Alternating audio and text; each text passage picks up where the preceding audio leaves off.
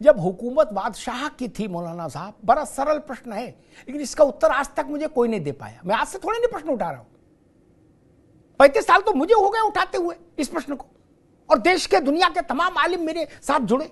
जब बादशाह के पास अथाह जमीन थी तो आपने काशी में सटा के मस्जिद क्यों बनाई?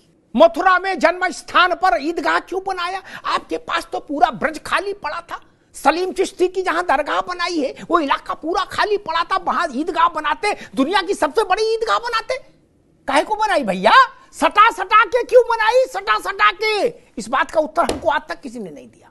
इस बात का उत्तर दे देंगे तो आपकी नीयत पर सवाल उठेगा। हमको मालूम है जन्नत की हकीकत, हमको मालूम है कि आपने सटा के क्यों बनाई, आप क्या सिद्ध करना चाहते थे। आप भारत के माथे पर लात रखकर खड़े होना चाहते थे, आप भारत की छाती पर लात रख के खड़ा होना चाहते। कोई विद्वान मुझे बता दे कि विश्वेश्वर महादेव के आंगन में आपने वो छोटी सी मस्जिद क्यों बनाई? पूरा काशी खाली नहीं था क्या? और जहां आपने मस्जिद बनाई वहां मुस्लिम आबादी भी नहीं है, घनत्व तो नहीं है। उससे कई किलोमीटर आगे जाके मुस्लिम आबादी है काशी में, बात मैंने पहले भी उठाई थी। वहां क्यों नहीं मस्जिद बनाई जहां नमाज पढ़ने वाले थे? मथुरा में आपने जहां ईदगाह बनाया वहां मुस्लिम रिहायश का घनत्व तो नहीं है मौलाना साहब। जहां घनत्व तो है वहां क्यों नहीं बनाया? दिल को बहलाने के लिए भाईचारा अच्छा है मौलाना साहब, ये नहीं चलेगा ना, ये गंगा जमुना दोनों नहीं चलेंगी। मैं उत्तर देता हूं, सटा के क्यों बनाई? आप भारत की आत्मा को घायल करना चाहते, आप भारत की मर्यादा को तार तार करना चाहते, आप भारत के आत्म तत्व को लहूलुहान करना चाहते थे, आप भारत की आध्यात्मिक चेतना के पवित्र दिए को बुझाना चाहते थे। वो हालांकि आपके लिए संभव नहीं था लेकिन आपकी कोशिश थी। आप रामकृष्ण और शंकर को नहीं जानते थे? जानते थे। भारत में उनकी स्थिति जानते थे, उनके प्रति श्रद्धा अध्यात्म की चेतना को पहचानते थे।